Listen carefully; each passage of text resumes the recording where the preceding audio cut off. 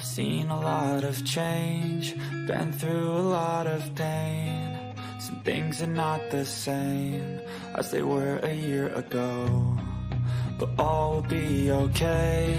I move on each and every day. The past is where it stays, way back a year ago. I've changed for the better this time. I thought I would never be fine. I strive just to say I'm alright, and for the first time in a long time I'm alright. I've seen a lot of change, been through a lot of pain. Some things are not the same as they were a year ago, but all will be okay. I move on each and every day. The past is where it stays, way back a year ago.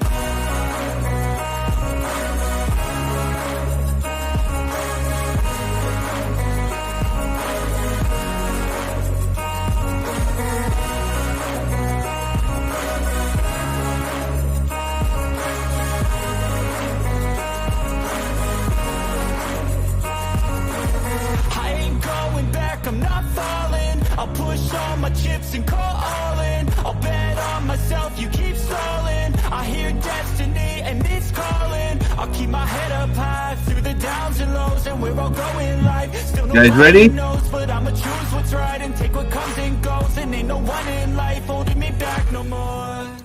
I've seen a lot of change, been through a lot of pain.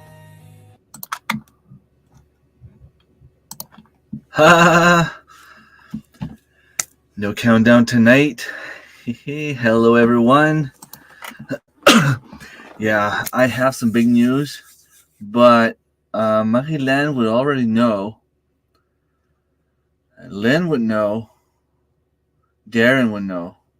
If he's been reading the chat, you should know. But before I get to that, I want to say hi to everyone in the chat. So we have, Lynn was here first. That would be Desmond, because Sandy is cooking 3 feet away. Tammy's here. Hello, Sandy. You probably hear me anyway. Tiffany's here. Marie-Len. Serge is here. Dave is here. Darren is here. Well, he was here.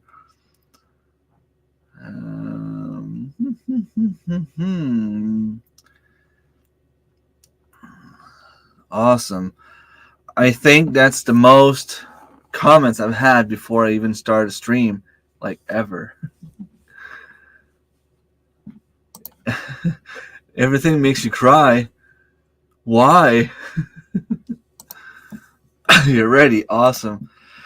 Not tonight. See, I got to the point where I need to have like a few drinks to be able to sing, or at least don't give a about singing.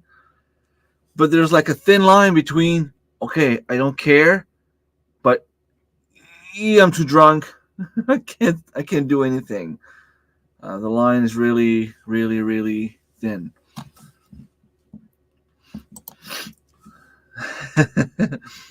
Yeah, I have one song. There's one song on my playlist, on my video playlist. It's a French song. But my daughter, I just shared a video of my daughter. She's awesome. She's way, way, way better than me. Patrick's here. Hello, Patrick. I was here, but just got off the phone and jumped onto the laptop. Awesome. Hello, Karen. Oh, there. Hello, Karen. That's awesome. I just went outside to pee before I started. Is Mother Nature on crack? Like, what's wrong? 2 days ago, plus 15 rain, plus 15 Celsius rain. Yesterday was really, really windy, cold.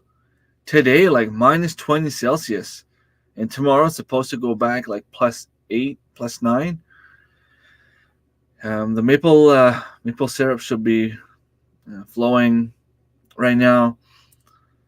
But my goal is to go spend one day in the woods. I can't go for the whole day, of course.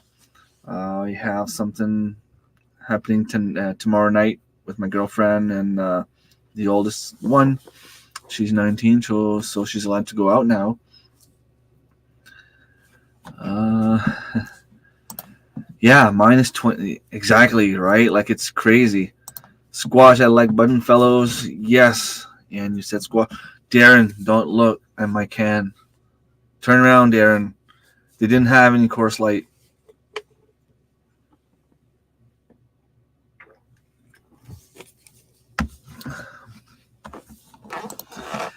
Yeah, like it's weird.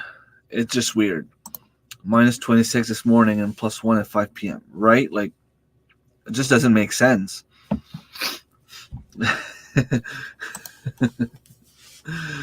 Yeah, I know. A lot happened this last week. Kathy, hello. Thank you so much for being here. Yeah, today though, I don't have anyone else to interview. You're Donnie's mother, right? Today is just gonna be me, plain old me. But I have some cool stuff to talk. Well, I think it's cool.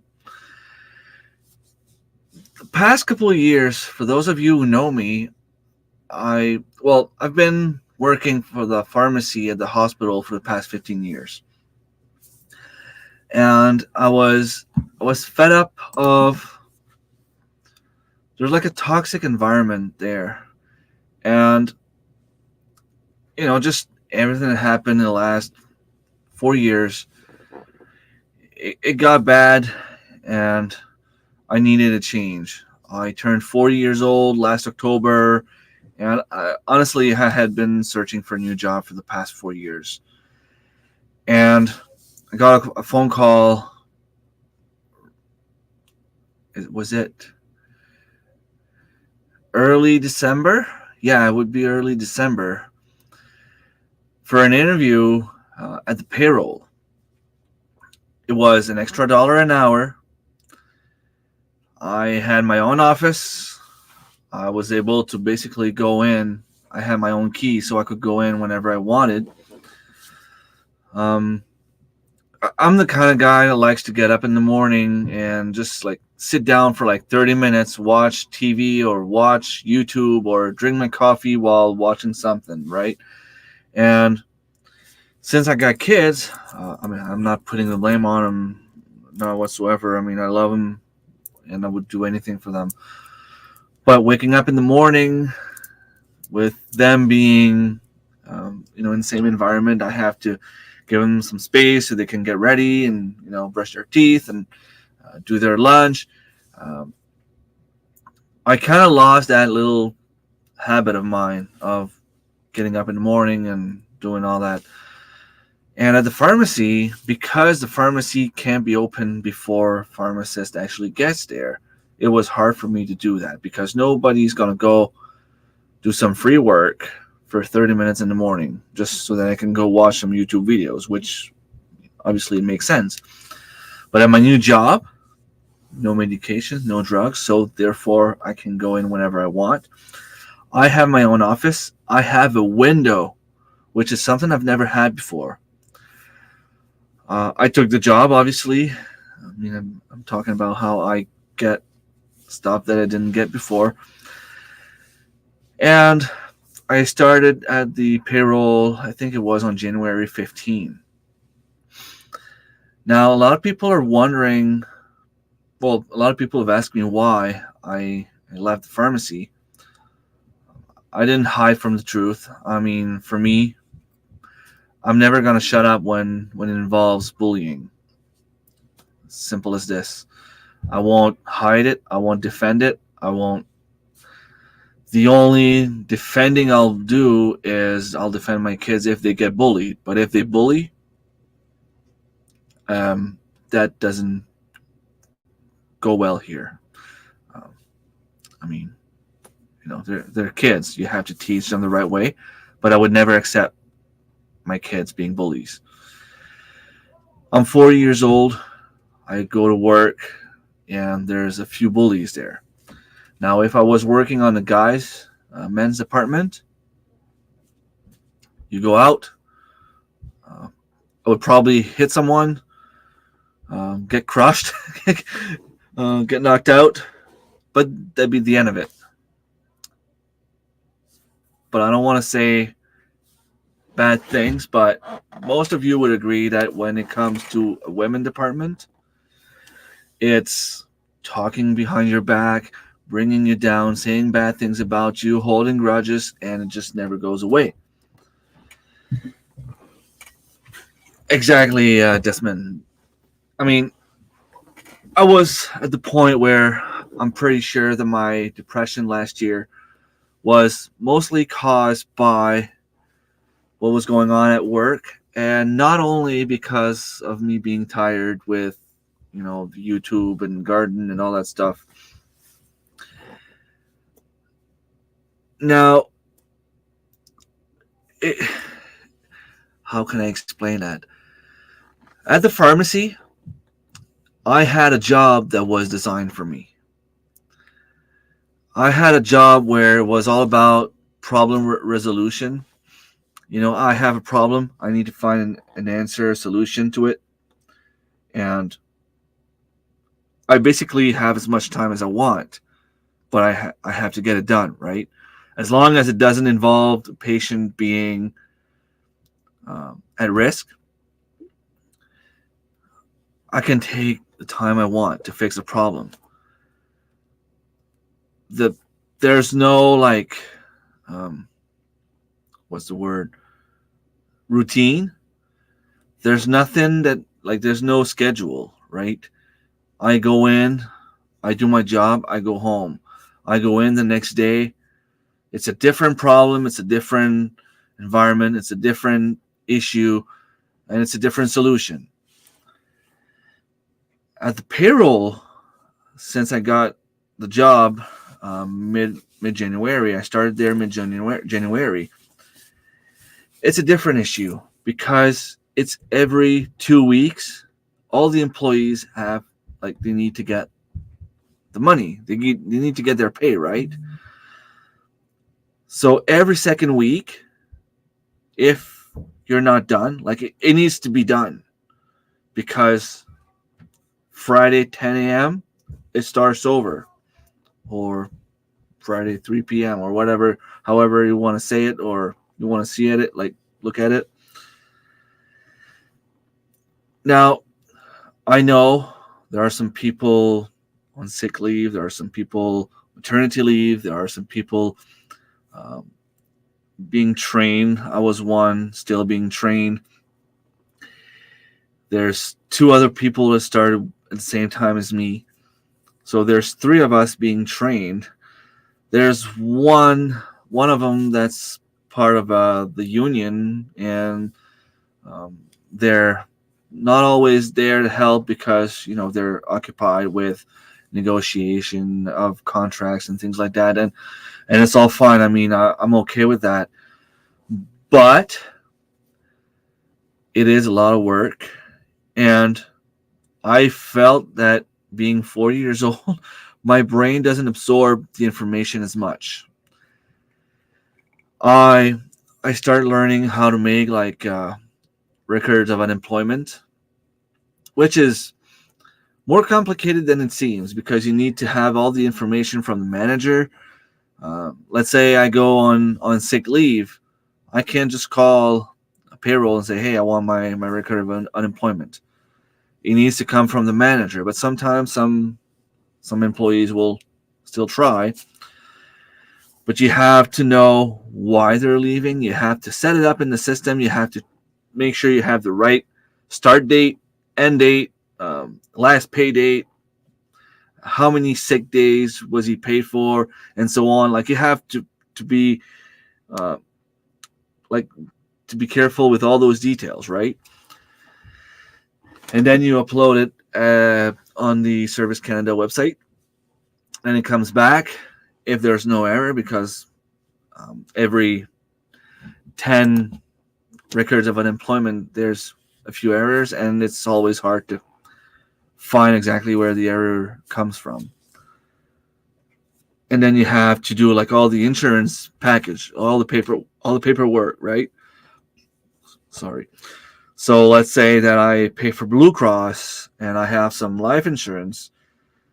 They have to send me, well, I would have to send someone like me a bunch of paperwork saying, hey, if you want to continue paying for your Blue Cross, this is how much it costs you. If you want to continue your life insurance, this is how much it costs you. But the thing is, there are some insurance that employee-employer is 50-50. There are some insurance that it's only the employee. There are some insurance that it's only the employer.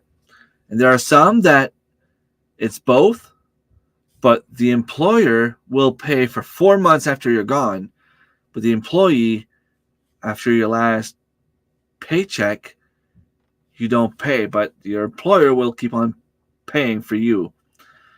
But you have to keep all of that in mind, and that's just for the records of unemployment. It took me a good month to learn about how to go, like, navigate through those waters, right? How to Garden, thank you so much for being here. Hello, hello. And I learned how to do when employees go for union leaves. You have to be sure that you have the request from the manager signed, that it was coded in the system properly, and you have to take that information and request an invoice from the financial department. It's another department aside from the payroll. And sometimes there are errors on that as well. Sometimes it's good, but it's something that you'd be surprised how many people leave. And there's 8,000 employees, and there's only about, well, there should be about 10 employees working for payroll. But like I said, sick leave, this, maternity leave, union leave, the manager, the coordinator, 3 new people. So you get the picture, right? Like there's a lot of work. And pay when I say pay adjustments, we get about 50 per day. 50 per day. Where it's not only about, hey, my last paycheck, you pay me regular time, but it was supposed to be overtime. It's not only changing that in the system. Sometimes they'll go, okay, well, 3 years ago, I was paid regular time. I should have been paid overtime. I need to change this because there's a thing called leveling. And leveling, just to put it quickly, it's kind of a banking system where, especially the nurses, they can't get paid more than 75 hours bi-weekly. So that is why they work their shifts. They'll do 12 hours. They might do like 7 shifts of 12 hours in that 2-week span, right? That would give them 7 times 12, 84. They can't be paid more than 75 hours. So the 84 minus 75 equals 9. They take that 9 hours and put it in a bank. They'll accumulate 9 hours every 2 weeks. So every 9 days, 9 weeks, 9 paid 8, I should say, maybe. They get like a free 2 weeks off. So that means they usually go like every 4 weeks or 5 weeks, they get a week off. So they put time in. See how it's complicated? Basically, it's just a bank where you put like the extra amount you work because nurses will do 12-hour shift. The extra goes into that bank, and then they have time off, which is paid by that bank. And that's the way that we can level everything out. That's why it's called leveling. But sometimes they realize that there was a mistake 3, 4, 5 years ago, and you have to fix those issues as well. So there's a lot of work to be done. Now, last week, because of Family Day here in New Brunswick, Monday was off. Thursday was a day where my daughter got her braces done, which is a good thing. Thanks to some of the people here in the chat and some other people that helped me financially, because there was no way I could get it done. But it was only a 3-week, 3 days work in the week. And it was also the T4 season, obviously, because people have to fill their taxes. So it was crazy. It's one thing to do overtime every once in a while, but it's another thing to do overtime all the time. And when I started thinking about, oh my God, like, I'm going crazy. Like, it doesn't make sense. I'm going home thinking about work all the time. I also realized by Friday, when I left around 5:30, usually I work until 4, I took 15-minute break during the day, and that was only because I had to deliver something to a department where, I had a, I don't know how to say it. I don't know if my dad wants me to say it. My dad took some tests, and I had to bring a device to that department. And that's the only 15-minute break I took the whole day, from 7 a.m. until 5:30 p.m. I didn't eat. Well, I kind of ate. I had those Lunchmate, where you have those little crackers, cheese, and ham. That's all I ate during the day. And I was going crazy. And I looked at my desk, and I had like this big pile of follow-ups to do. And like I said, it has to be done every second week. I asked my colleague, I'm like, is it always like this? Like, is it always that crazy? And she's like, yeah, pretty much. Like, you and the 2 other ones being here is going to help. But you're still going to do a lot of overtime, and it's still going to get crazy whenever we have like short weeks, right? Because let's face it, you work 4 days, you still have 5 days worth of work to do. And she's like, don't worry, Monday you come in, I have to show you something else. I'm like, are you serious? She's like, yeah, I'm going on vacation in a month, and I need you to do the work that I usually do, so you're going to need to learn a few things. I'm like, okay. I went back in my office, started looking at the stuff I had on my desk, and I realized that half the stuff I had done was done wrong. I didn't do it properly. I had to start over. So the whole weekend, I spent the whole weekend thinking about that. What am I going to do? Like, I don't feel like I'm at a point in my life where I can just take on that much knowledge, that much. I mean, I don't mind the work. If I have work to do, especially if I know, the thing is here, I know what I'm doing at the pharmacy. I work with computers. I work with computer system, information system. Those medication dispensing machine. That's my job. That's what I do. I have a college diploma in pharmacy technician. I have another one in computers. I put the 2 together. I can deal with computer and medication, that kind of stuff. I'm usually good at math, but when it comes to, there's so many details to know, to think about, that it was just, I thought I was going insane. And when I left for work on Monday morning, it was around 7 a.m. I left for work because I knew I had some stuff to get done, right? I had to fix all the stuff I did wrong on the previous week.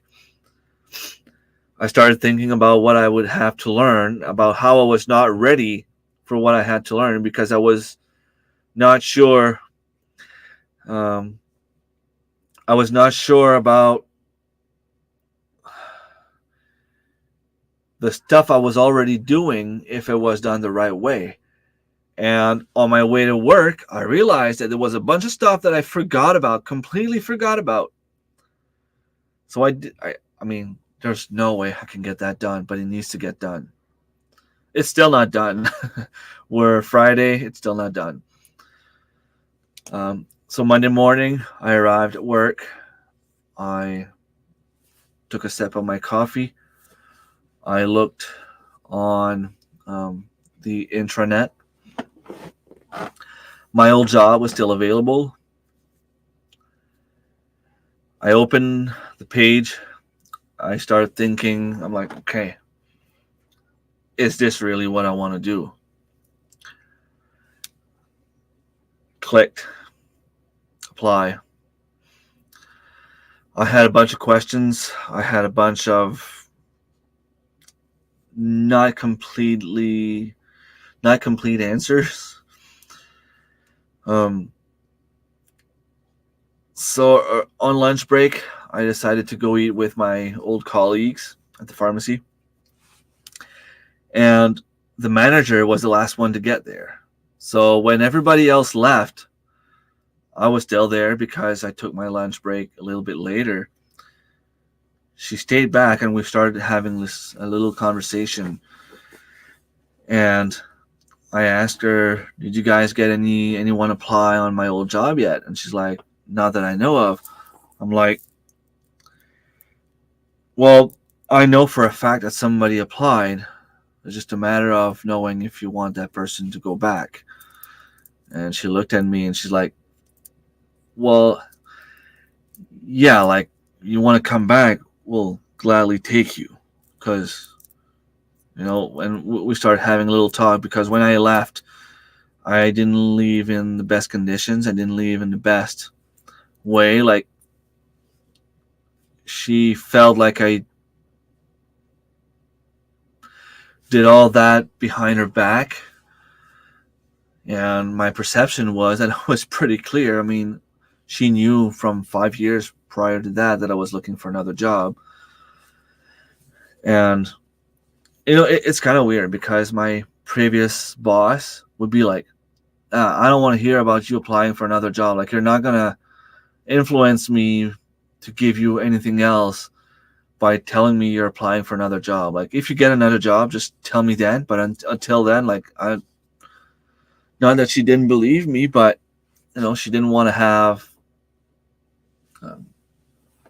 she didn't want me to talk about that because it didn't really mean anything to her. But I guess the current manager at the pharmacy, when I did that, she took it as, you didn't tell me you were going to leave. You didn't tell me you applied. You got the interview and you accepted the job before I found out.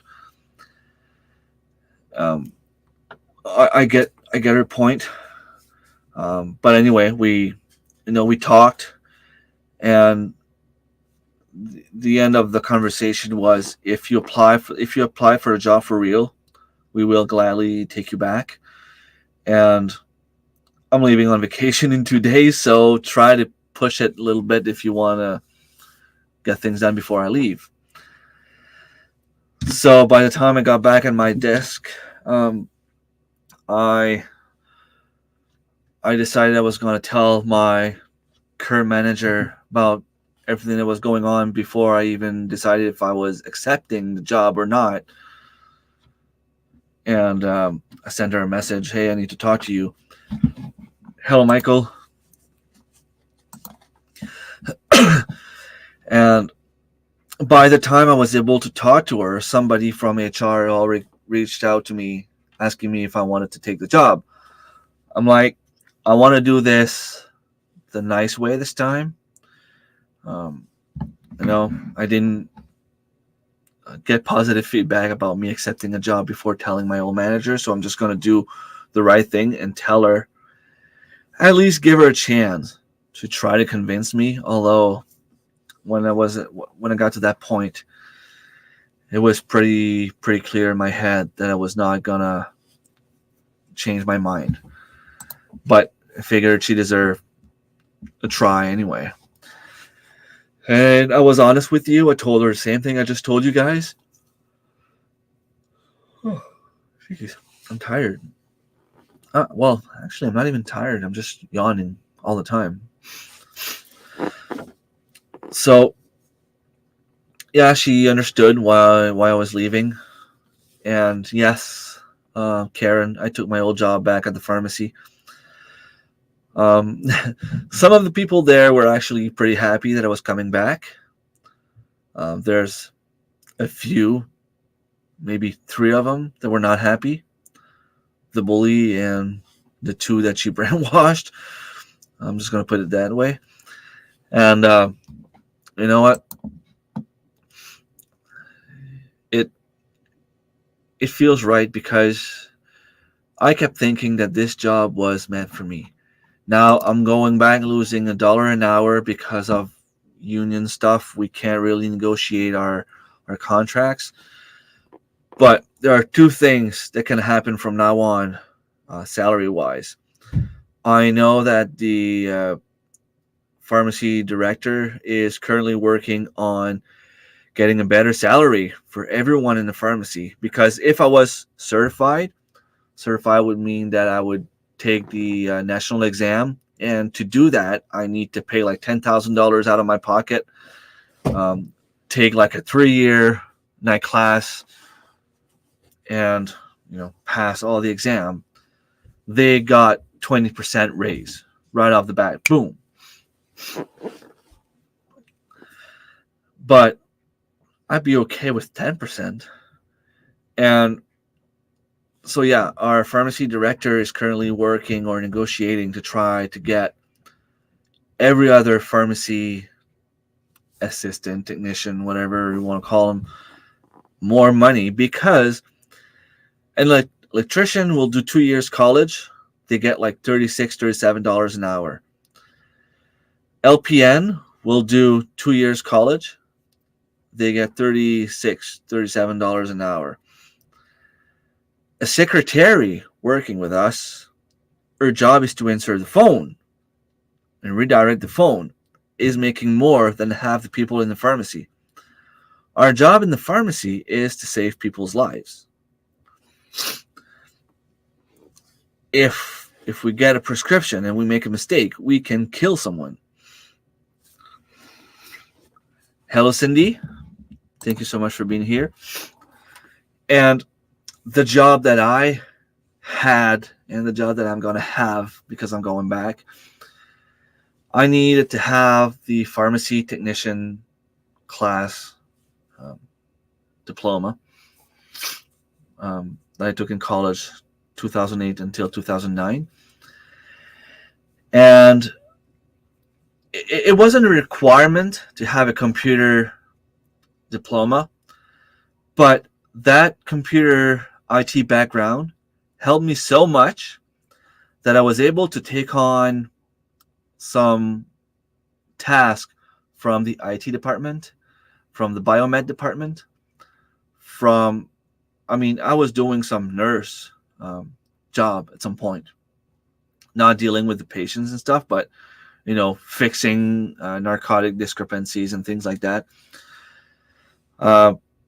When everyone you work with is making more money than you do, it's kind of a what's wrong situation, kind of. I don't know if you understand what I'm trying to say. I was working, resolving issues that other people were supposed to resolve, but I was the one resolving those issues, but yet they were all making more money than me. So the second option of what could happen from now on is I can file documentation and request that they revise my position, my job, my task. What I'm called right now is a 1048.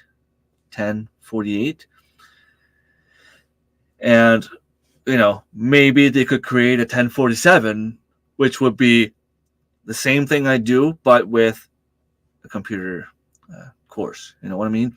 Because there's a 1048 at every hospital in the province, but they don't do half the stuff I do. They don't resolve problems the way I do, because sometimes we have issues. The IT department will contact me saying, "Hey, Remy, we have this issue in Moncton. You remember what you did because you were able to fix the problem on your own?" And I'd be like, "Yeah, I did this and this and this." "Oh, cool, right on." I also do a lot of programming with the Excel software. I did some programming that saves hundreds of hours a year. And when you can save 100 hours for a pharmacist in a year, being paid at around $60 an hour,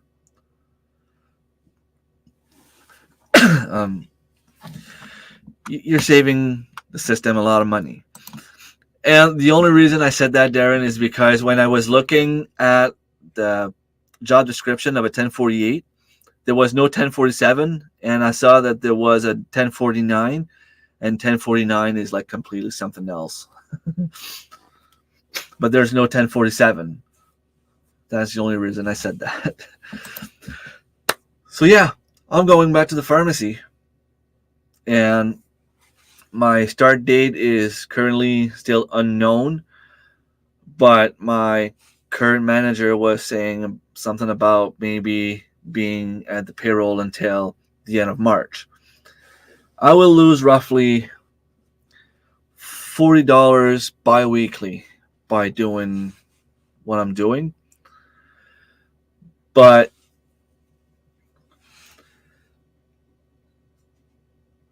I think in the long run, either my director is able to change something and we'll get a lot more money, or me filing those documents will give me more money. Because when I look at the description of a 1048, and I mean, I'm not ashamed to say the salary. I am currently making $28.93. At the pharmacy, I'll be doing $27.92. It's $1.01 extra an hour. But I'm pretty sure that eventually we'll have a little bit more than $30 an hour, which is not much considering the inflation and the cost of living. But, I don't need a fancy house. I don't need a fancy life. I don't want to go to Florida, spend 2 weeks. I don't want to go in Italy. Well, maybe I would like to go to Italy. That's not a good example. But all I want is for my family to be happy.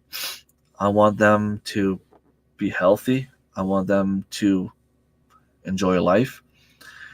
And by doing what I do, I'm able to save, I'm going to say $10,000 a year, but the numbers are not really, it's really hard to have the exact number, because if I'm here working on YouTube videos, I'm not out spending money doing something else. So we'll never get the exact amount of money I save by doing this. If I'm home gardening, yes, I'll have to buy some seeds. Yes, I'll have to buy compost maybe every once in a while. Yes, I'll buy a greenhouse. I'll be paying for some chickens, because you still have to pay for the baby chickens, the meat chickens you want to get. Might have to pay for a few string grab bags for my chickens, a little bit of equipment, and so on. You get the point. But in the end, if I was working, I harvested about $10,000 worth of food last year.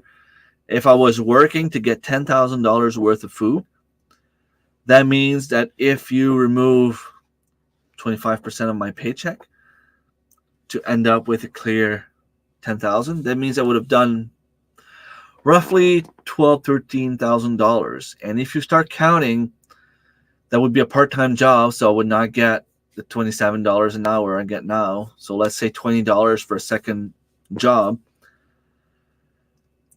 $20 $20 an hour, you start adding the numbers, that means I would be gone like 3 nights a week. And not only would I be gone, but you have to go. Right now, if I don't feel like going in the garden, I mean, I can't stay 1 week without going, obviously. But if I don't feel like going now, I can go in 15 minutes. I can go in an hour. I can go tomorrow if I want to. I don't have a boss telling me what to do. But if I have a part-time job, I have to be there 3 times a week. Are able to grow a lot of food. Yeah, exactly. It is a big saving because you can't really count the amount of food, like I said, because of a bunch of different things, right? I invested a little bit in a foraging class.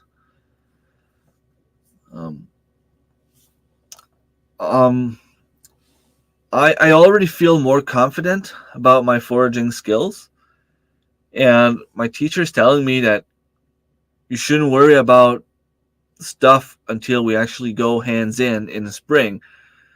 Like, she doesn't expect me to remember the stuff that she's showing me. She's like just building a foundation for me to be able to go out and have an idea about what she's talking about.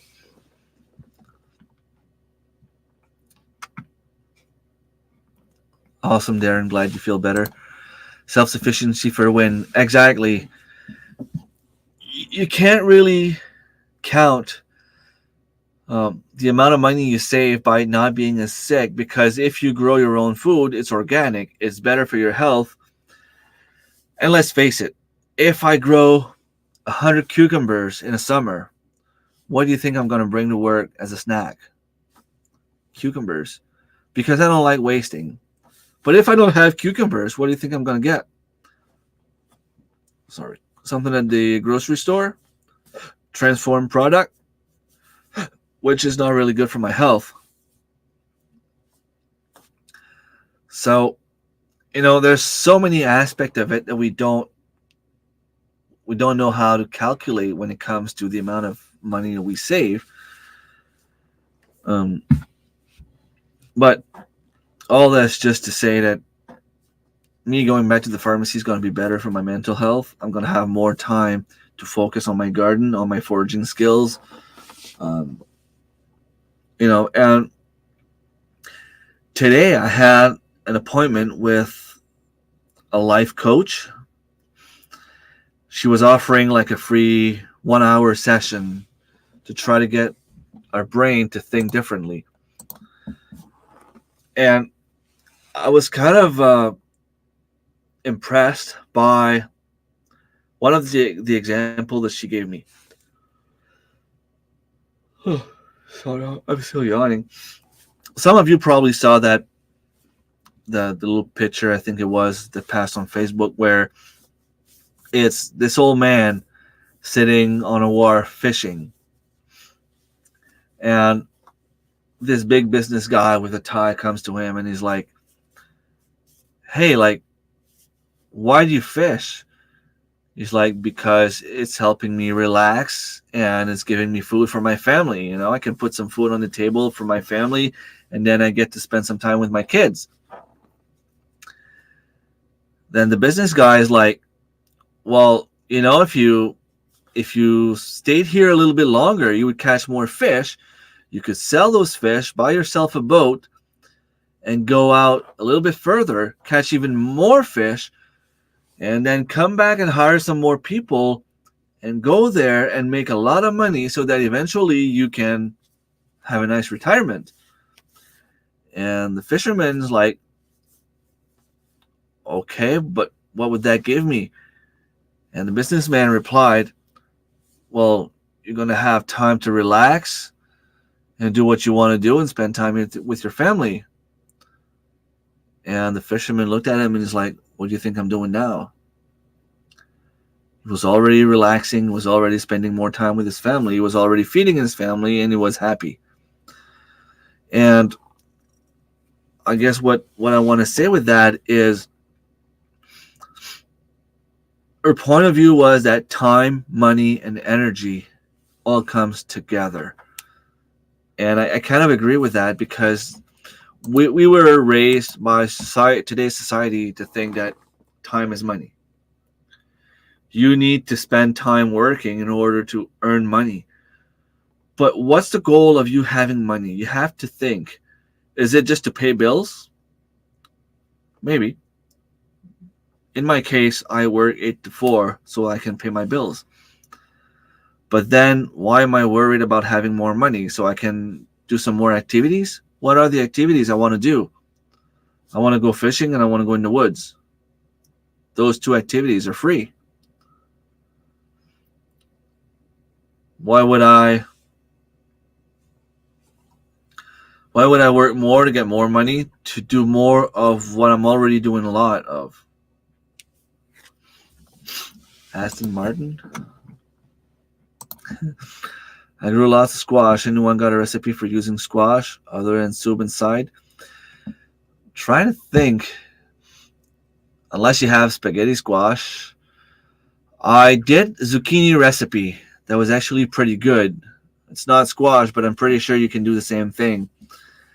I think you shred squash, you mix it up with eggs and I don't remember.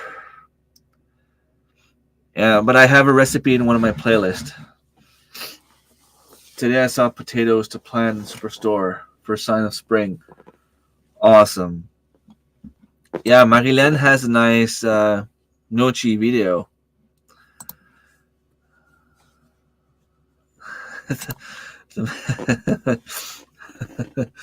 Yeah, because when you're buried, it really matters so much how much toys you got.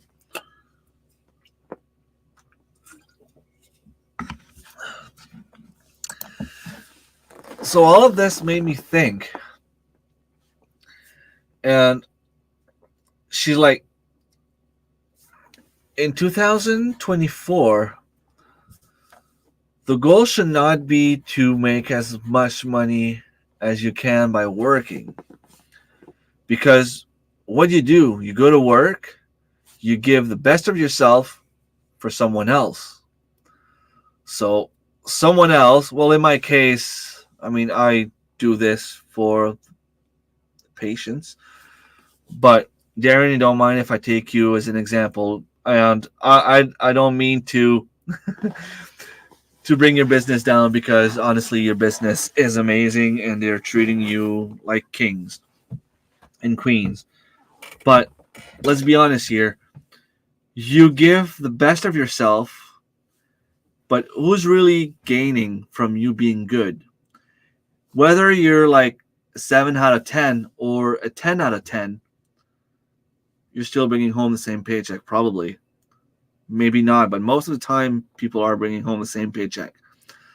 I know the people I work with, whether they do the same amount of work I do or not, they're still bringing home the same amount of money.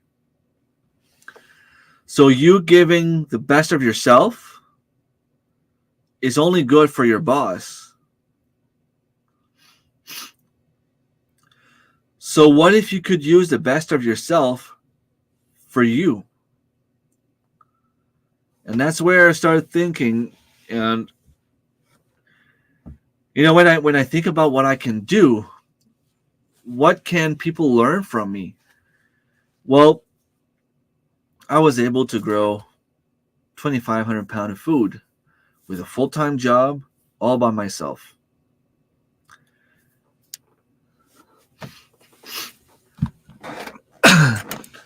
The man who dies has the best memories of family and growing food. Well, maybe not the growing food part, but we'll have the memory of the time we spent with the family and such. HoldTheLineHomestead, thank you so much for being here. That's exactly why I quit and we left Alberta for a property. That's nice. The millennial in me. I still consider myself a little bit more of the Generation X. I know they say that it's until 81. I was born in 83, but raised by people that were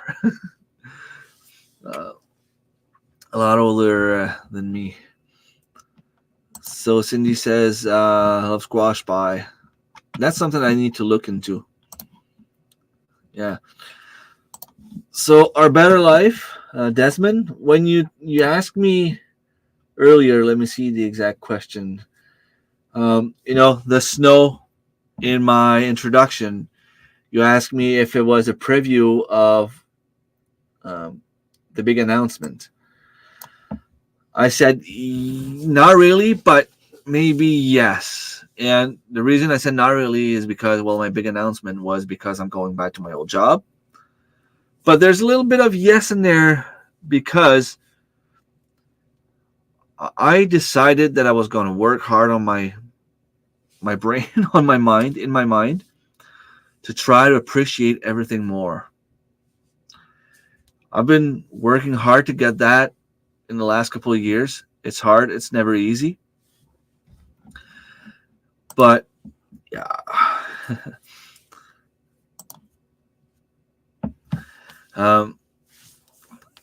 You get 100 personal days and 100 sick days. Yeah, that's awesome. But you put the work in though.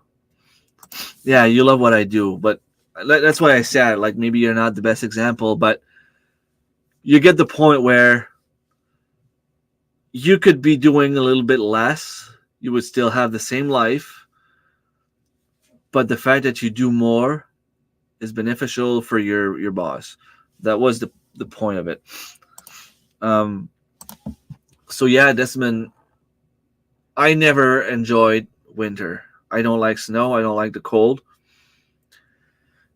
But I have a video coming out on Wednesday where I got this ice auger from Proyama. Now, unfortunately for me, winter is pretty much done here. And next year, if it gets cold early, I'll be able to go ice fishing. And that's going to be awesome. Because I don't like winter, but I still enjoy fishing. And maybe it's cold. Maybe I still don't like the cold. But maybe by next year, who knows? Maybe a company will reach out to me and offer me a tent. Who knows? I have made a squash pudding, the hickory crop. Oh, nice. Yeah, I'm so far behind on their videos. I need to go and watch some of that stuff, especially when they talk about squash.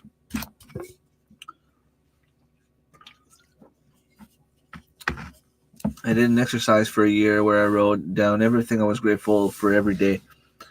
Changed me so much.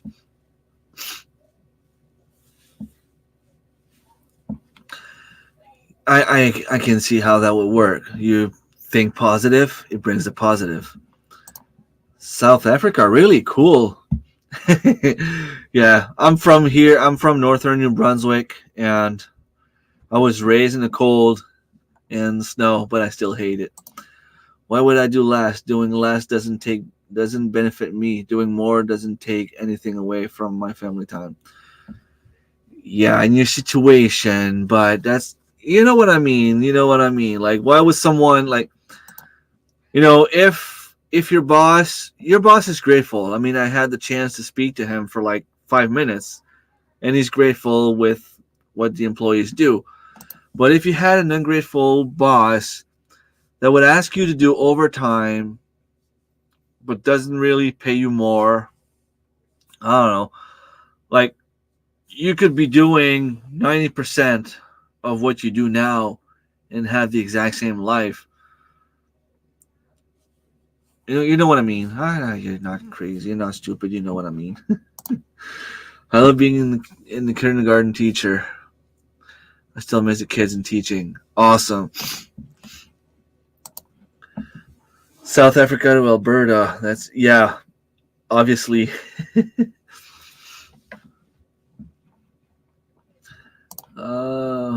Yeah, your mom was a teacher. Your mom is cool, Darren. She's a nice lady. Love that. Yeah, very, very good idea. And I start thinking about Whenever something bad happens to me, instead of, when you start thinking negative, you tend to go down in spiral mode and everything seems worse. Okay, my car broke down. What? Oh, I'm gonna get late to work. This is gonna happen. It's gonna cost me money. I'm not gonna be able to afford this. Start thinking positive. I didn't hurt myself. I didn't I didn't have an accident. It's just a piece of metal that broke down, or a piece of plastic nowadays. But when you start doing that, you kind of bring more positive things. And it's hard. I'm not saying it's not hard. It is hard. It's really not easy. But one thing at a time. When something bad happens, take a deep breath and think about all the positive things you can say about what just happened. I mean, even if it's just, okay, I'm still alive. Maybe that's the only good thing coming out of it, but you're still alive. If you're in a great company, yes. Yeah. I've heard about companies where it's actually even worse than what I do. I do as much as I can. Doing less could hurt the old organism where I work. Doing more would cost more without more money coming in. But see, you're also working for a firm or a company that, well, if you did less, would that hurt you? I don't think it would hurt you. It would hurt the company. And yes, you work for the company, you represent the company, and I totally get that. But that's not the point I'm trying to make. But when you say that if you work more, it would just cost the company more and didn't do any good for the company, it's a different thing. Yeah, work hard, play hard. Yeah, famous 40 years old crisis. It could be just what it was, right? And I guess it's totally normal to reevaluate myself. And the thing is, last year, maybe even the last couple of years, I've been having conversations with good friends and my girlfriend about how, I had straight A's at school. And when I say straight A's, like I had 99.9% in math. And I lost 0.1 point on one of my tests because I didn't show the work. But for me, it was too easy to even put down as work, right? So when I start thinking about my life, I can't really regret anything because I have 5 beautiful children. And, they're all that matters. I love them with all my heart, and I'm so proud of them, and they're all doing great. They're all doing awesome. And even when I thought some of them were struggling a little bit more, they kind of made a flip in their own brain, knowing that they were not performing as well as they should, and they started working harder to catch up, and they're now doing awesome. And I would never want to change anything about that, but having straight A's back in school, now I'm just working a small job, 8 to 4, Monday to Friday, with not the best, not the worst, but not the best salary. I kind of wonder if I didn't waste some of part of my life. You know what I mean? If I decided to go to university and stay there instead of leaving university and go to college, maybe I would get $60 an hour right now. Maybe I could have done something more with my life. But I just have to change my focus And instead of thinking about the negative of what could have been, I have to think about what I have. And what I have is great.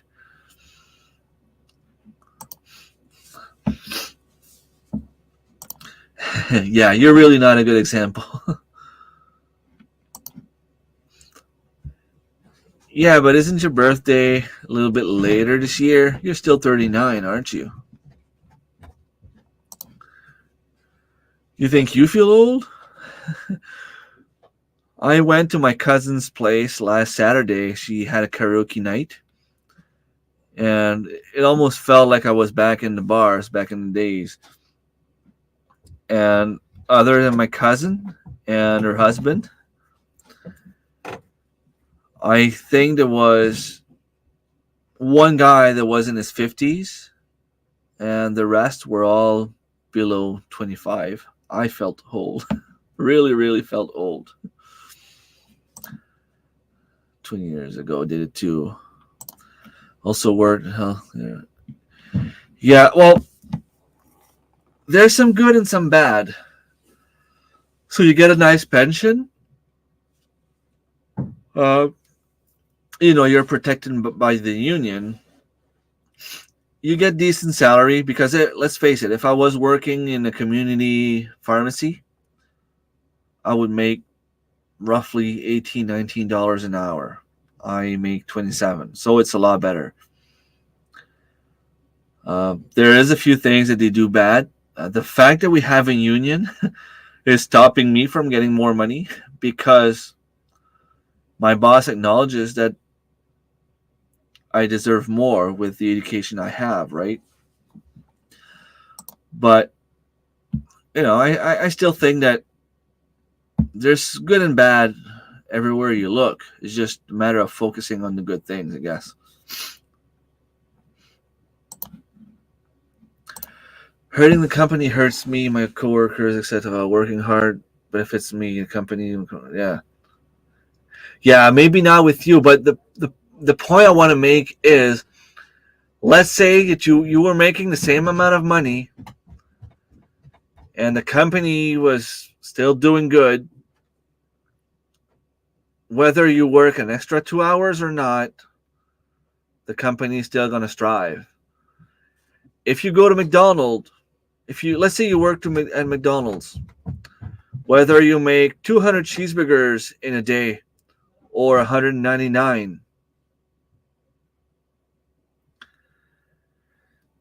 what's the difference?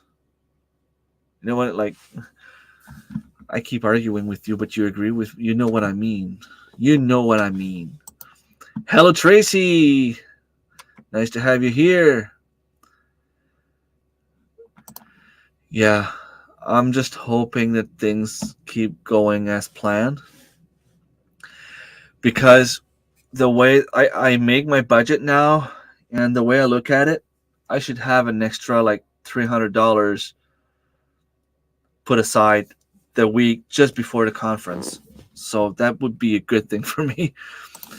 I hear in that point, Remy, I have a master's degree and don't use it at all. I am well paid for where I am, but it could be more. Yeah, you don't want more. Well, it all depends on if you accept the life that you have. I mean, I don't know how much money you make. I don't know what kind of life you have at home, behind the camera. But I know that you live about 6 hours away from your parents. If I live 6 hours away from my parents, I don't think I'd be able to go see them more than once every 3 to 4 years. But that's just me. I think you're still doing good. Your boyfriend is also a teacher, I think. So I guess, you both have decent job and it really helps. I don't think you need to do more. You were even talking at some point about maybe being a full-time homesteader at some point in the future. There's no way that I could be doing that, right? So we should just stop hurting ourselves with that. Yeah, exactly. Really? Oh, that sucks. here in New Brunswick, as soon as you become a casual employee, you are part of the union and you accumulate seniority hours. But I think pension only comes in when you start working part-time. But at least part-time you have a pension. We wash potatoes. I hate those part-time jobs for healthcare workers. It makes no sense. I have a friend who was doing 7 days work, 7 off, considered part-time. But sometimes, and I don't know the case of your friend, Marilyn, but I know a guy that was working part-time, and that allowed him to be able to refuse to work if he didn't want to. He had to work. He was like working, I think it was like a 0.5. So he had 3 days on one week, 2 days on the other week.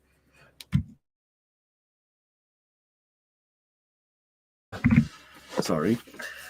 And he was basically able to work extra shifts whenever he wanted and do overtime as much as he wanted.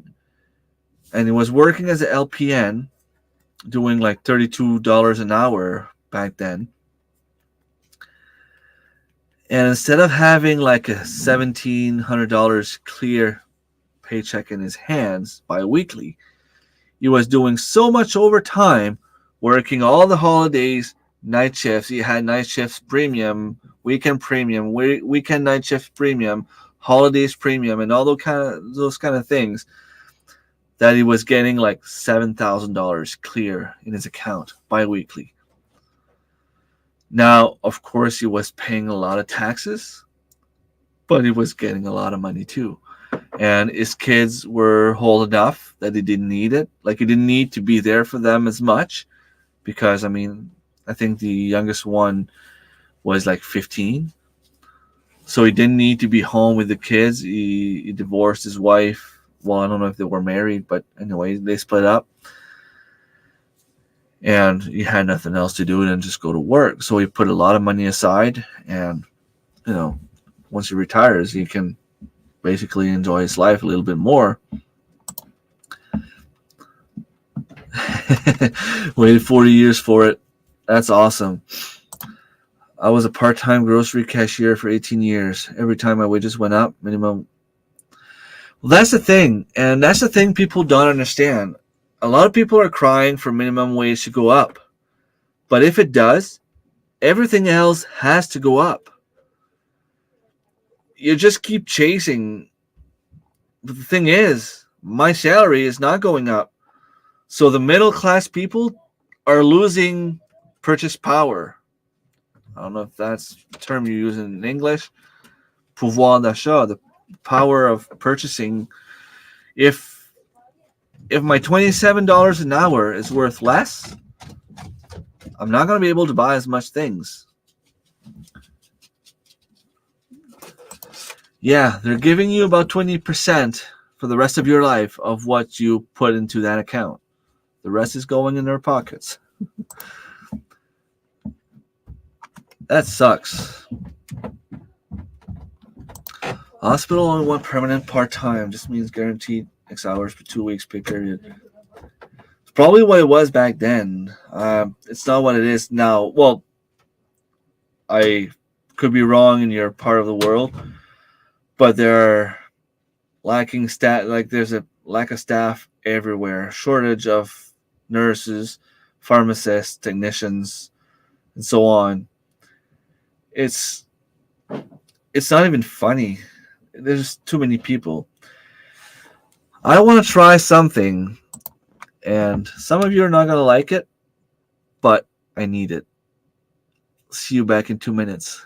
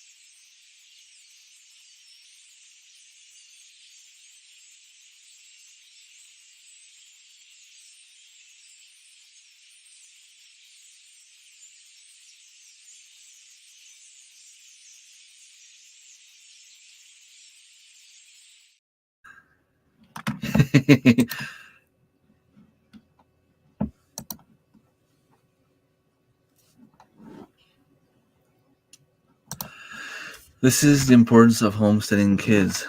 Live free outside the system. Yeah, the only problem is what I find is it's basically impossible to live out the system.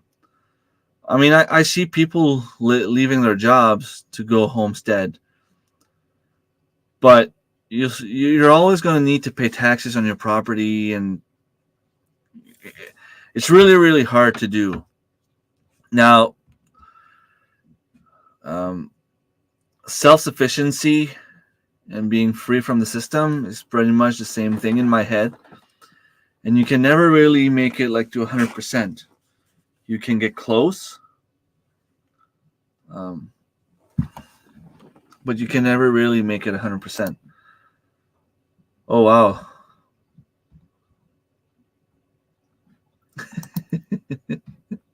Sorry.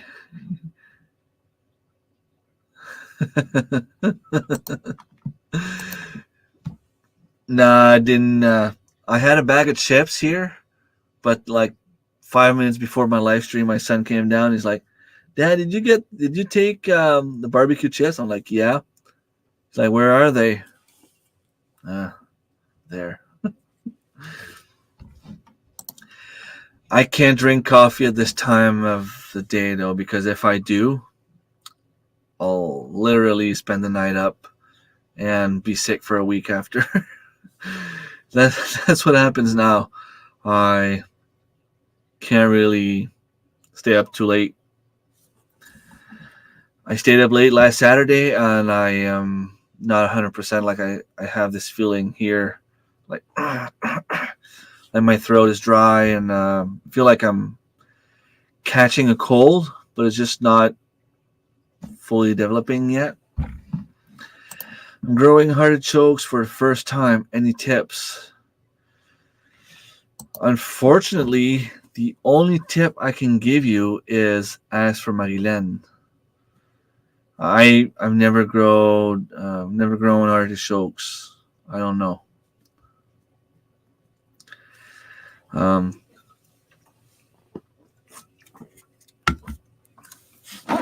So anyone here going to the conference? Desmond and Sandy, you live in Ontario, right? You guys going to the conference in May?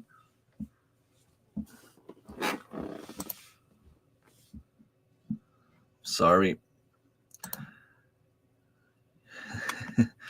Yeah, that's because we went in the hot tub together. Also very dry this time of year. We both struggle with it. And the thing is, if I don't put the humidifier on, it's too dry. But if I put it on, all the humidity goes in the window, and it causes issues.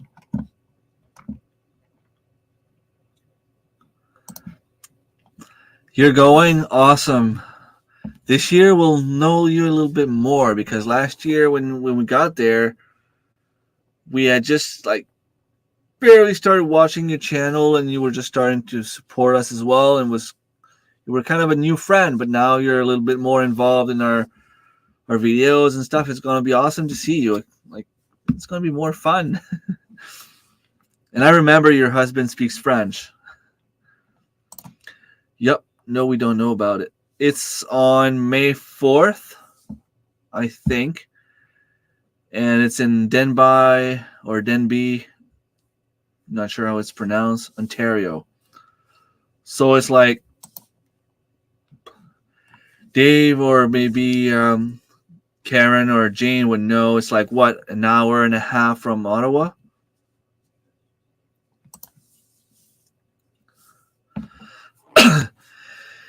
It is, in terms of distance from here to the conference, it is further than it was, and for me as well. But it is a lot closer to where we sleep, Darren's cabin. So it's not further in terms of mileage I have to drive, right? Because I go to the cabin, I had to drive an hour back, but this year I'm going to get to the cabin. It's basically right there. Yes, Eastern Ontario Homesteaders Conference in Denby, Ontario. And yeah, it's pretty awesome. It's a good place for us to meet each other. And I think this year they want to make it more accessible to the YouTube people because, let's face it, we bring in a lot of advertisement for them. We bring a lot of people. We bring a lot of hypes. From my point of view, it's all good for them. There's a Facebook group. Look it up. Awesome. Denby. Okay. The more the merrier. Yes. Only an hour west. West of Ottawa? I thought it was more like south. I don't know. So the way that we usually do it is I leave from New Brunswick usually like Thursday morning. And I go over at Darren's place. And from there, we spend the night there. Okay, it's west from last year. Yeah, it's only 15 minutes for Mike and Angie from me in New Acres. And then on Friday morning, we leave from Darren's place to the cabin. So it's about 6 hours, well, 5 hours, maybe 5 hours and a half from here to Darren's, depending on the traffic. It's a nice drive. And once I get there, of course, I want to go to the Jardin de Jouvence. I want to go to that big, huge garden center where it's like, first time I got in, I felt like I was sleeping and dreaming because it's huge and awesome and great and cool and all those things. And then Friday morning, we leave for Darren's cabin. It's about another 6-hour drive, right, Darren? From your place to the cabin? Yeah, look it up. I think they were looking for a place to stay, but if you have a trailer or a tent, last year it was not that cold. There's always, hotels or something like that nearby. An hour and 45 west of Ottawa. Okay, so it's about, it's almost 12 hours away from here.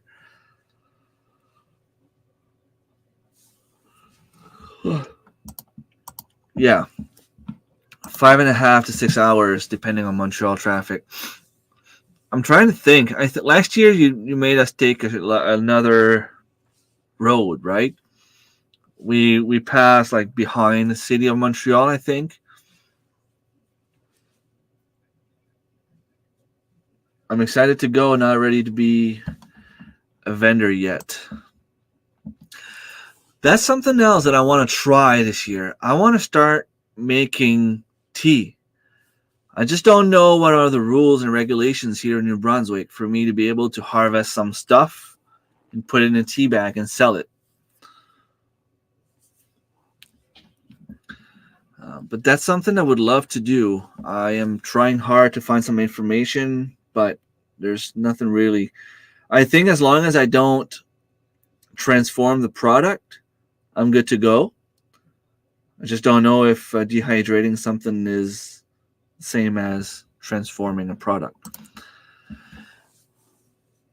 Yes, because when I spoke to my manager, I told her that I already had the approbation from my current manager to go. And it told me that as long as I have the vacation and time banked, they would be okay with it. I have 2 hours of vacation left until July 1st.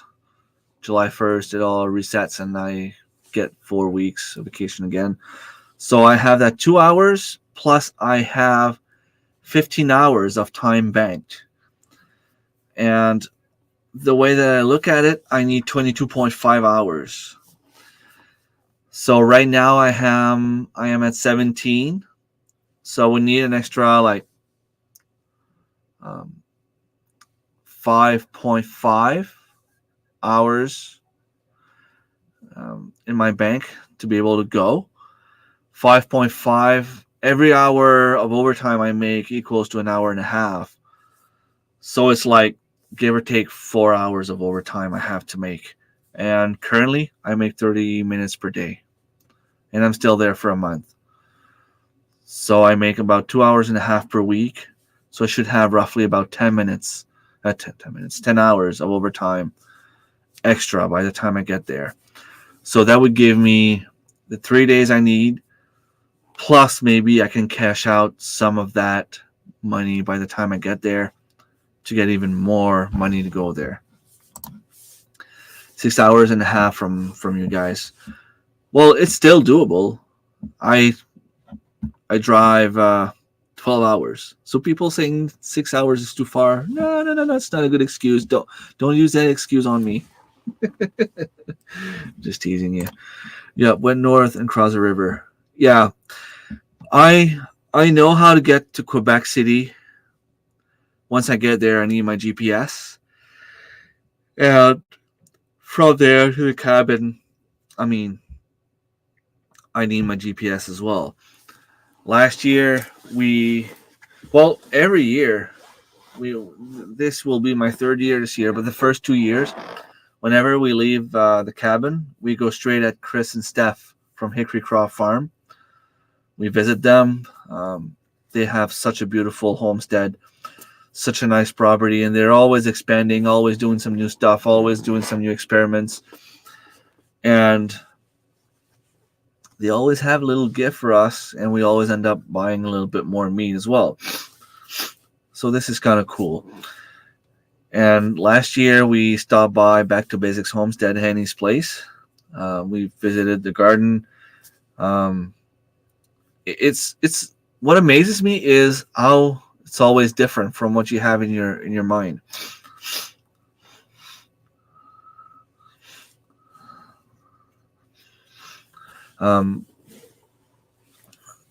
I forgot what I was talking about. I took chicken processing class at Jen and Rob, and then they live there too, and I think they have an Airbnb there. So if someone wanted to go there, I think it's a little bit more expensive if you just go like one person, but I think it would fit like around 8 people, so it would be manageable if you had more than one person going. I want to be eaten by a dog, so I should maybe find someplace else. Hello, Angie. Thank you for being here. You just missed a big announcement. Well, you already know, probably. Yeah, you know, because you sent me a private message, you know. Go around Marvel Airport. Nobody goes there. I would like to be part of the hangout time. This old lady won't be a drunk partier, but I can laugh with anyone. Well, you have to negotiate that with this lady here and this dude here. Here. Sorry, Angie. They're the host of the 2 places we go. So if you want to say hi to someone, you know that I am going back to the pharmacy. I had this big announcement of why and how everything happened and why. An hour and 22 from Denby. Okay. So yeah, what I was talking about is it amazes me how things look different on YouTube than what it is in real life. Because you always have those glimpses. You have this view right there of the behind the house.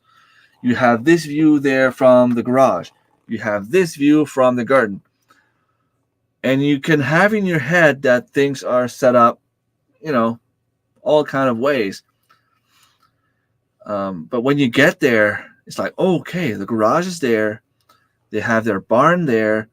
And behind it, they have the cows. And they have the house. The rabbits are way back there. The garden is way back there.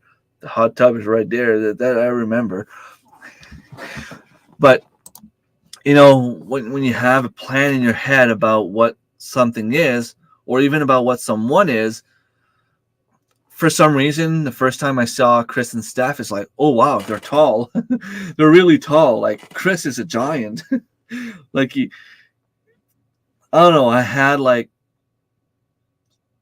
6 foot, 5'10", 6 foot tall in my head, and Steph maybe like 5'5",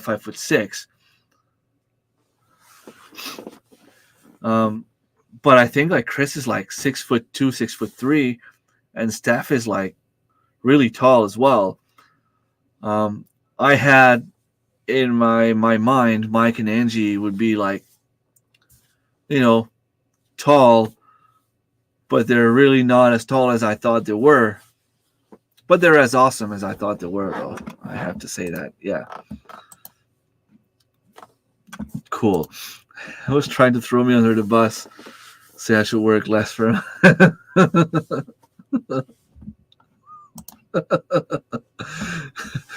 Yeah, how dare me, right? Yeah, but you're shorter than I had in mind. It doesn't mean that you're really short, but you're just as fun and cool as I thought you were. Even more. Like you're even cooler than I thought you were. And yeah, no, I was gonna say something, but yeah, what happens at the cabin stays at the cabin.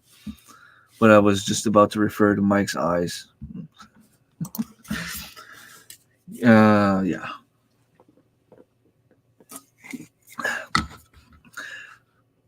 Oh,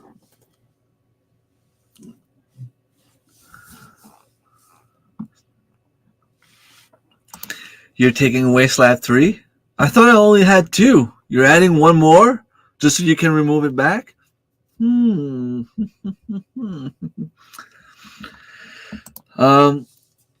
it's like 90% yes and 10% no. Like I was just saying, I need to put some.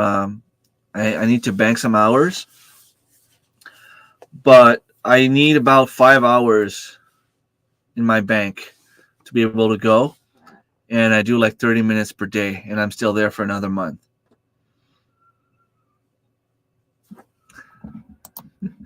Yes, I know what happens at the cabin stays at the cabin.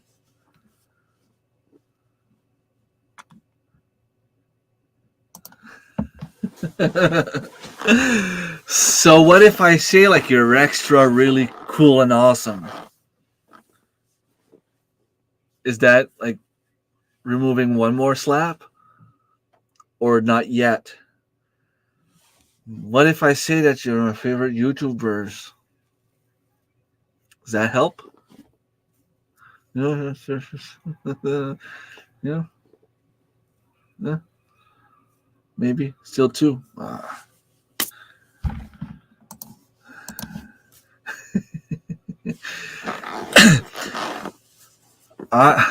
One other thing I want to do this year, Angie, is I want to go take a small walk. You have a little stream on your property, and I want to go there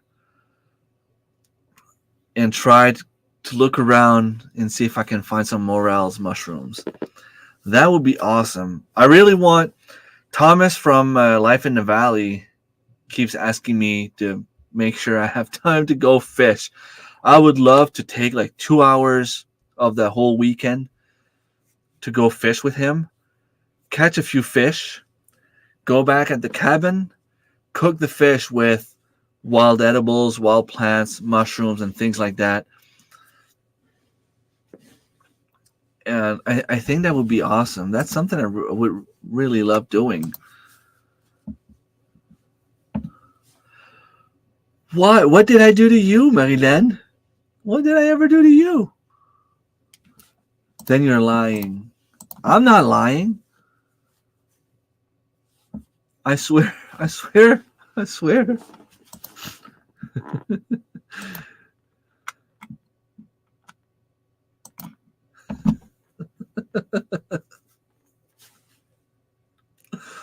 Where does that come from?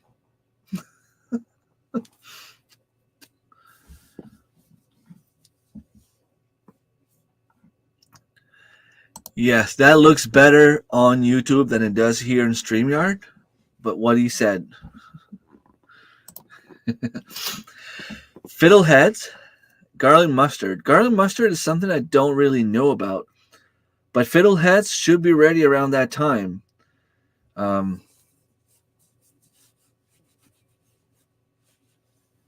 oh.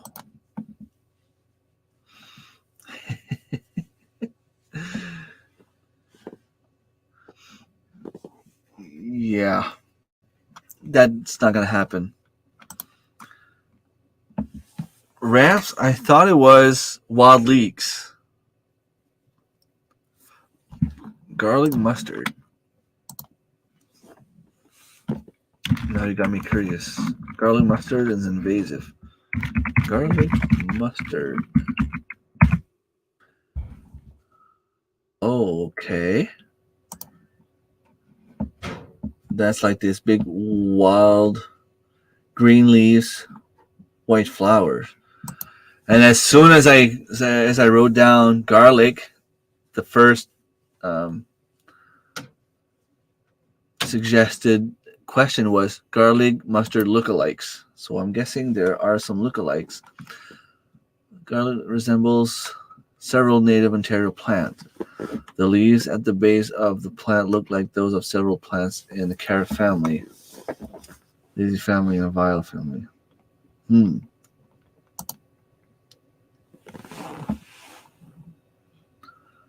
Okay.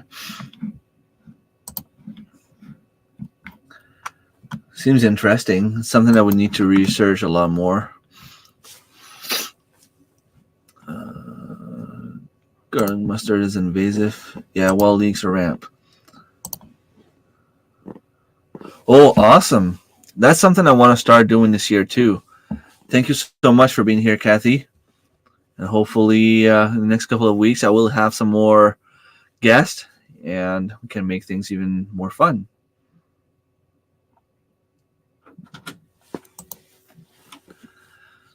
Good night. Hello, hi. Okay, really smells like garlic. Okay. What share? Oh, for my members? Yeah, because if you look in the fine print of the contract that you sign by registering as a member of my channel, you can see that it also states that I have to give you a shout out. So it's not only, oh, I can change this here, by the way, just a second. There you go. Usually I have that scrolling down there, but it also, as part of the deal, I give you a shout out and share some of your stuff, especially when I find some stuff very interesting and I try to support my members as much as I can because you give me either 99 cents a month or $2.99 a month, and in exchange I click a little share button. But yeah, from what I can see, the people that follow me, I mean, each and every one of my members, and even the ones that are not members, people in the chat here tonight, they're all good channels. They all have something amazing going on for them. When I look, a lot of people are green, so that's pretty neat. Millions of seeds. It takes over the native plants. Yeah. Okay, you're welcome. You know I'm just kidding. You know how I am. Especially if you give me a reason to talk. I'm here alone on a live stream talking. So if I can find a reason to talk or something to talk about, that's better for me. Yeah, millions of seeds it takes over. There's a lot of things growing in the wild, and that's one of the things I told Julie when I had my little can I call it a meeting or a little session? I said I don't understand why or how people can be starving. I know life is expensive, but there's so much wild plants growing out there. How do you think people back in the 60s, like in 600, 1600, survived? Before the French and English people arrived here, the natives, how do you think they survived? They grew garden and they harvested wild plants and they hunted. Now, of course, we can't really hunt as much as we would need because if we did that, then all the species would go and would just die. I mean, if everyone in New Brunswick decided to go kill a moose and a deer, there wouldn't be any left. But if you do things the right way and you follow the rules, you can still get a decent amount of wild meat in your freezer. You can farm and not with everything. I'm not sure that Darren is really saving money on beef meat he has. Maybe he can say otherwise. Money wise, I know it's bringing you a lot more than just food. But if you start doing rabbits and chickens, I know with chickens, you can do it where you save money from what you would get at the store. If you can hunt, garden, forage, you will definitely be saving money because I mean we mow the lawn and we cut the dandelions. Every part of the dandelion is edible. And when you start learning about the wild plants, you'll see that more than half the plants growing on your property is edible. Gotta do the dishes, but listening. Thank you so much, Angie. I will probably leave soon anyway. Have a great weekend, Marilyn. We'll talk to you later, probably. Talk to you during the weekend. Thank you for being here. Bridget and I were talking about that kind of thing last night. You learn how to dissect from but not dress a deer.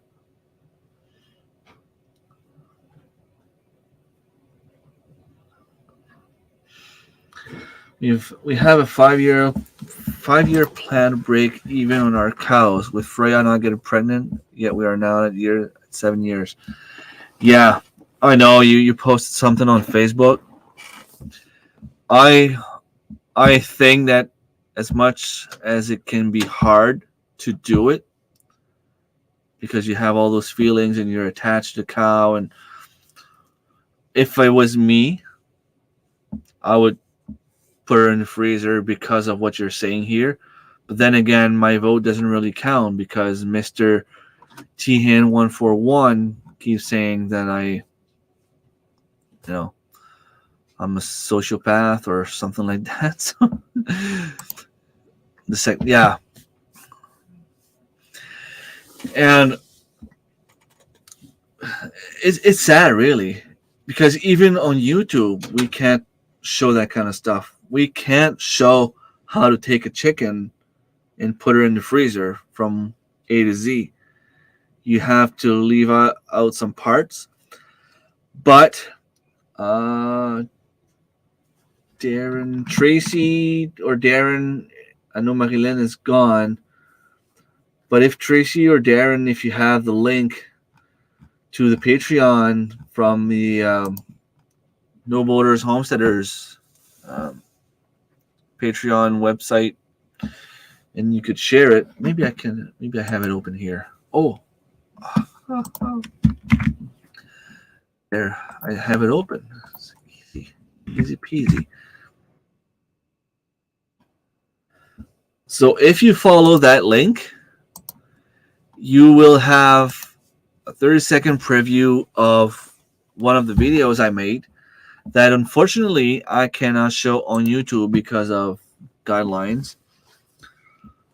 But on Patreon, it's a little bit more open. I think it is $5 Canadian to register or $3.50 American.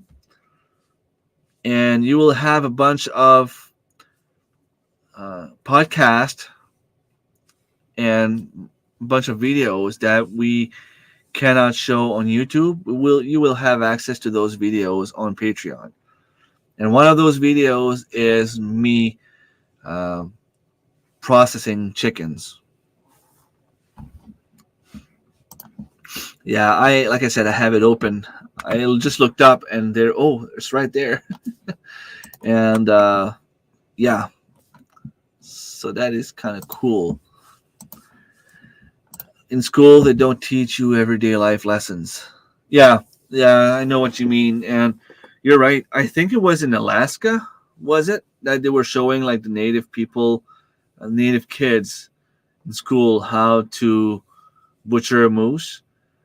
That's something a lot more important than to find out the length of a certain line on a triangle, right?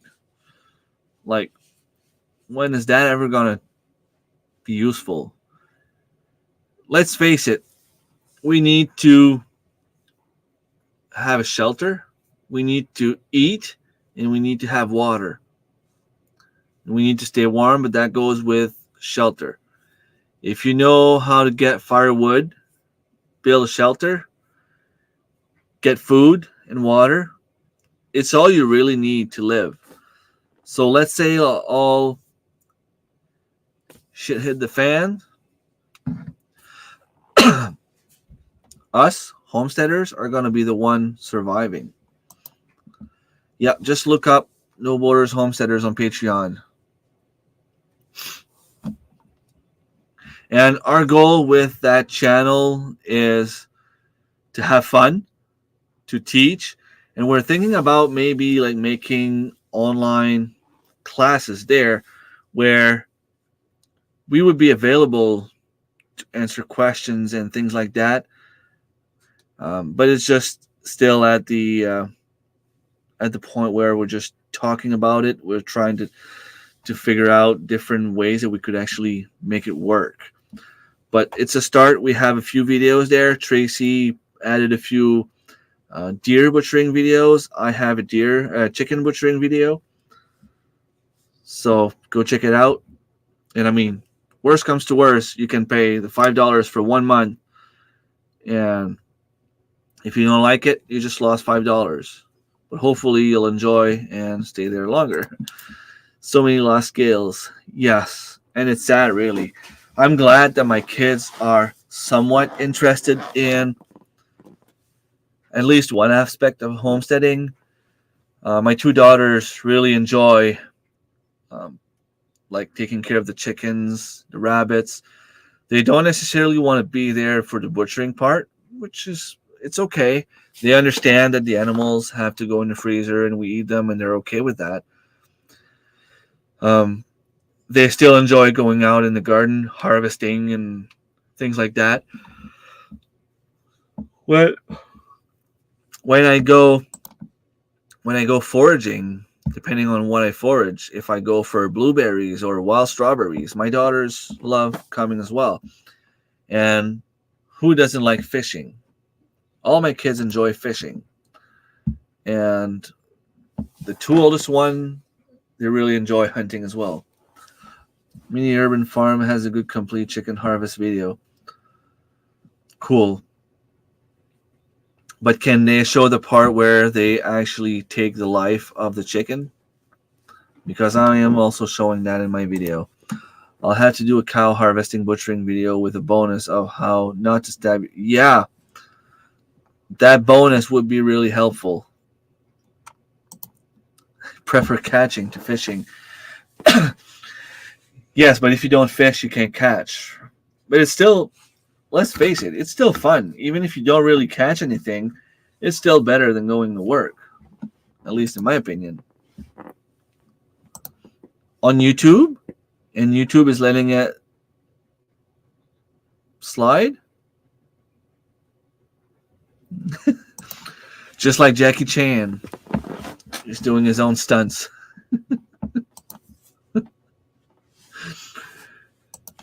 Awesome. 100% cool.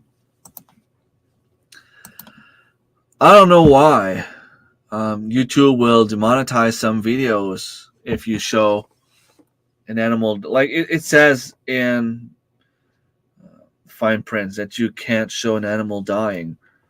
But I think that it doesn't apply to hunting. I might be wrong, but it's never really happened to me anyway. Whenever I go hunting, when I see something that happens so fast, it's like, oh, there it is, boom, it's down. Oh, let's put the camera on. But now I have a GoPro, and hopefully I'll be able to use that a little bit better in the upcoming years and have more videos for you guys.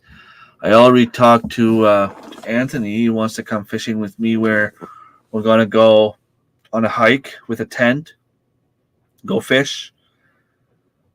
The only thing is, if we bring fish, we might have the fish smell. Might not be too good around bears. So I want to go before the bear season ends, so I can actually bring protection. I can actually bring a pew-pew with me. And if I see a bear, I can actually bring him home with more meat. So those are goals that I have. Don't know if it's going to happen yet or not, but I have yet to master the GoPro. I think it's all about the settings. If you can have the right settings on the GoPro, I have it here.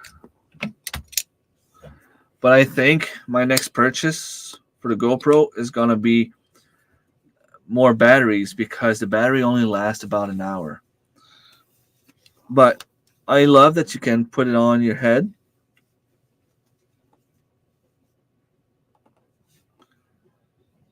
And let's see. Usually what I do is I'll check myself in the mirror before I actually leave. You just have to make sure that it's the right height. And what I like is you can just push start.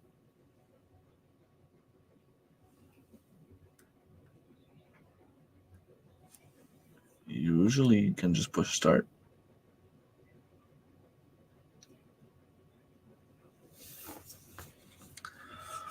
Okay, so that's not charging there. So I guess I'll have to bring it in my bedroom.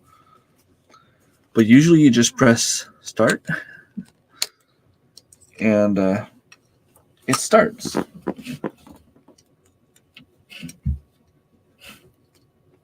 Oh. So why aren't you charging?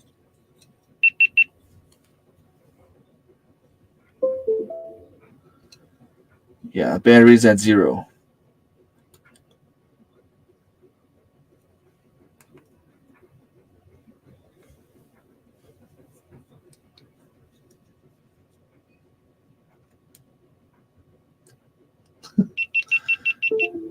Darren.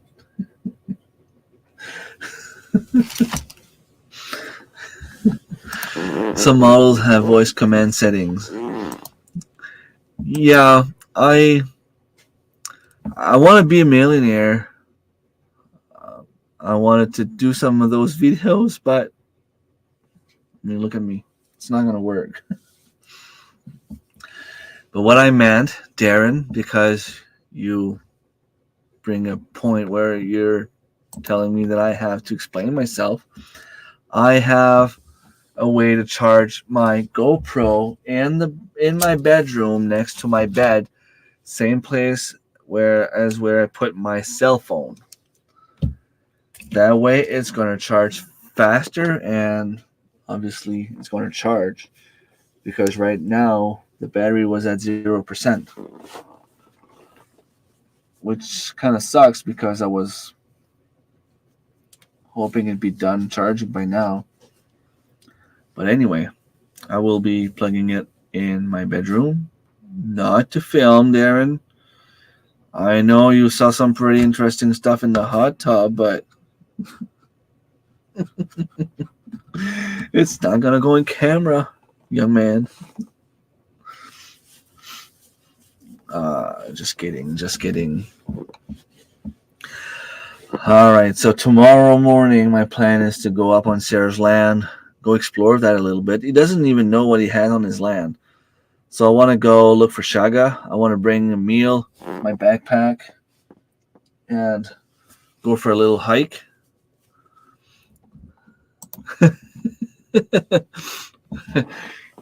Yeah. Okay. I think it's time for me to go.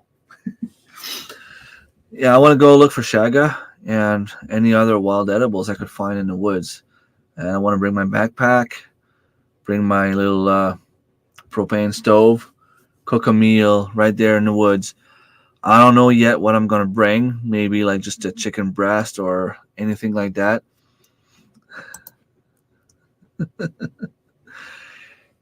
Yes. Okay, now I'm kind of weird. All right. Thank you everyone for being here. And like I said, go check out the Patreon. I put the link up above. I can probably put the link back. So this will bring you to the video in question I was talking about, but you can also from there either subscribe or get the paid version, because what we do is we have a podcast on YouTube for free for everyone to see, and part 2, which usually shows a lot more and fun stuff, is on a paid version on Patreon. And you can get a lot of cool information for free on Facebook as well, on YouTube as well. So just look out No Borders Homesteaders on YouTube. And if you're not already subscribed, I suggest you go ahead and do it. But you can also have some extra content on Patreon for only $5 a month. Good night, everyone. Good night. It's always nice to hang out. Yes, and it will be even more fun in May. Take care, everyone. And I will leave you with a little bit of music, I guess, because you enjoy the music so much.